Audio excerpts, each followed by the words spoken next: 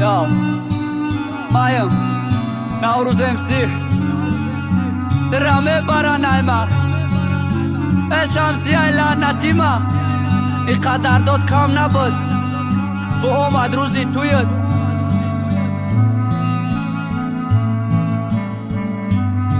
Free Boys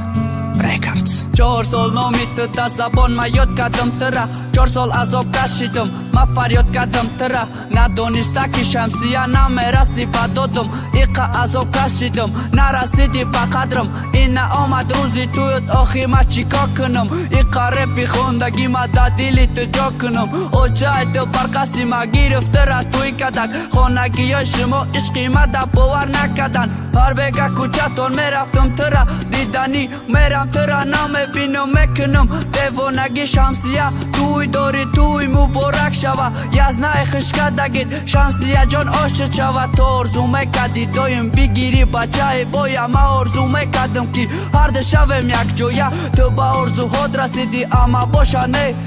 زندگی ما دیگه آیست ندارمانه درمه برنه ما شمسیه لعنتی ما ده حیات آرزو داشتم که شوی همسری ما بخواستم ده حیات هر دو شویم یک جا نکه امروز توی داری پناهت بخدا درمه برنه ما شمسیه لعنتی ما ده حیات آرزو داشتم که شوی همسری ما بخواستم ده حیات هر دو شویم یک جا نکه امروز توی داری پناهت بخدا ای حرامک خرسندی دو دوی توی دا آوازت آوردن کشیده خوش رو چه دو میکنم خوشبخت ببینی وقتی سفید شمسیت دا توی خونه اما باشه بانلیسه دا قریب شده روزی تویت قریب شده روزی مرگ ای غمی تو میبرم یادف نشیدی هم دردم روزه با فتح سفید میبروی روی تخت با کفن سفید خواب ما باشه در روی تخت تختی تو تختی من نیست تختی ما هست ای تو بود وقت ای دنیا گذاشتم عشقی تو در دل مرد دیگه قوت نداشتم کی کنم